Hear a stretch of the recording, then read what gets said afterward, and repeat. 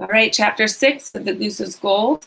So in chapter 5, Graham had her friends over and Spike and Chip, and they were showing them, Spike and Chip were showing everybody the treasure that they had found, and Dink overheard one of them say that the cookies were loaded with chocolate chips, and he thinks he remembers that voice from the airport. Was looking for the eagle tattoo on his ankle, but he was wearing pants, so he's getting a little suspicious. I think we're all a little suspicious here. Wonder how it's gonna play out.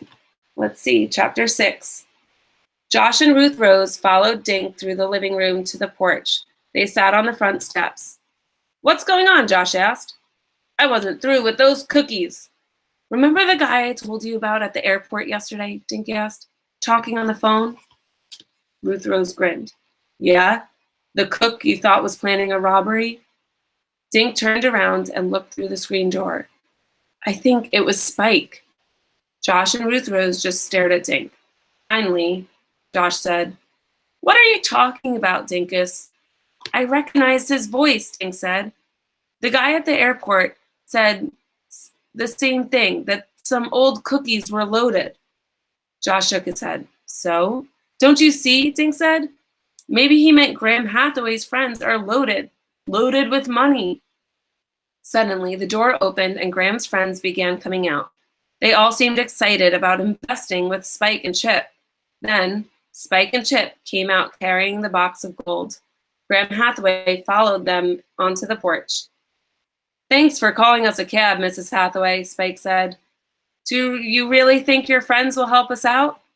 Graham Hathaway smiled. "I wouldn't be a bit surprised. I'm going to talk to my banker on Monday morning." A yellow cab pulled up, and Spike and Chip climbed in with the box. They waved out the window as the cab sped away. "Wasn't that fun?" Ruth Rose's grandmother said. She stepped back into the house.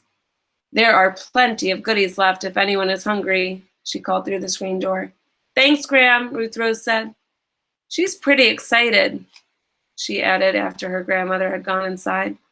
"I would be too if I was going to get rich," Josh said. Dink stood up. "Well, I don't think she's going to get rich," he said. "I think she's going to get robbed." "Robbed?" Ruth Rose yelled. "Yeah," Dink said. "Spike and Chip could just take off with your grandmother's money. But what about all the gold they just showed us?" Josh asked. Dink shook his head. "I don't know about that, but I do know what I heard." "You know what you thought you heard," Josh said. "Besides, you don't know it was Spike. You never saw the guy on the phone." "But I did see his feet," Dink said. He told Josh and Ruth Rose about the tattoo he'd seen on the man's ankle. "It's a good thing I'm such an observant young man," Josh said. "I know how we can settle this whole thing." "How?" Ruth Rose asked. "By finding out if it really was Spike that Dink heard on the phone." Dink looked at him. "And how do we do that, oh observant one?" Josh grinned. "Easy. We get Spike to show us his tattoo." And that's the end of chapter 6. That's a short one.